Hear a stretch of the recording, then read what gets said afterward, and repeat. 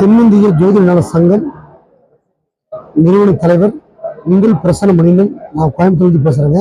இன்னைக்கு பார்த்தீங்கன்னா கோயம்புத்தூரில் எம்என்சிஆர் பேலஸ் மஹாலில் மிக பிரம்மாண்டமாக, அதாவது நம்மளுடைய ஜோதிட சங்கத்தினுடைய மாநாடு. இந்த மாநாட்டில் பார்த்தீங்கன்னா அதாவது ஆயிரக்கணக்கான மக்கள் வெள்ளமாக திரண்டு கோலாகலமாக நம்ம நிகழ்ச்சி நடந்துட்டு இருக்குதுங்க. ஏன் அப்படின்னா, நம்ம இத்தனை வருஷ காலம் நாங்கள் ஆன்மீக உலகத்துக்கு ஒரு அங்கீகாரம் அப்படிங்கிற ஒரு போராட்டத்தில் நாங்கள் எல்லாம் ஒன்று சேர்ந்து இது மிக பிரம்மாண்டமாக அமைக்கணும் அப்படின்னு நினச்சோம். அது உண்மையாலுமே சொல்கிறேங்க, நாங்கள் நினச்சது எதிர்பார்த்த விட எல்லாம் ஒன்று கூடி இல்லை பிரம்மாண்டமாக நடந்துட்டு இருக்கு.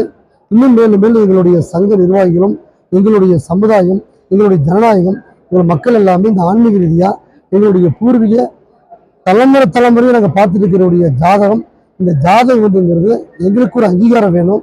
எங்களுடைய சமுதாயம், எங்களுடைய ஜாதகம் பார்க்குறவங்களுக்கு எங்களுக்கு ஒரு அங்கீகாரம் நலவாரியங்கிறது எங்களுக்கு அமையணும் அப்படிங்கிற நோக்கத்தில் நாங்கள் இந்த கலையை, ஜோதிட கலையை ஒரு கல்லூரியாக மாவட்ட வரையும் அமைச்சு நாங்கள் இந்த கல்லூரி பெருசாக ஆக்கணும்.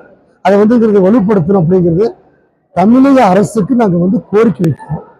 இது எங்களுடைய நாங்கள் நேர்மையாகவும் பாரம்பரியாக தலைமுறையாக பார்த்துருக்கிற ஜாதகம் எங்களுக்கு அது பூர்வீகத்துடைய அடிப்படையில் வளைய பார்க்கறதுனால எங்களுக்கு அது அங்கீகாரம் கிடைச்சு அது ஒரு நல்லபடியாக நலவாரி அமைச்சு கொடுக்கணும் அப்படிங்கிறது மத்திய அரசுக்கும் மாநில அரசுக்கும் நாங்கள் கோரிக்கை வைக்கிறோம்.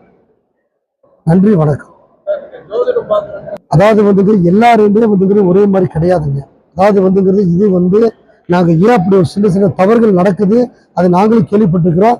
அந்த மாதிரி தவறுகள் நடந்தால் நம்மளுடைய சங்கம் சட்டத்துக்கூட நின்று அவங்களுக்கு தண்டனை வாங்கி கொடுக்கணும். நம்மளுடைய சங்கத்தில் இருக்கிறவங்களுக்கு தவறானவர்களுக்கு வழி கிடையாது.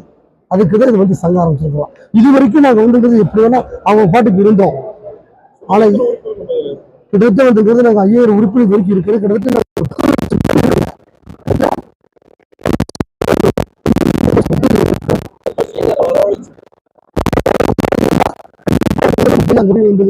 பார்க்கலாங்க.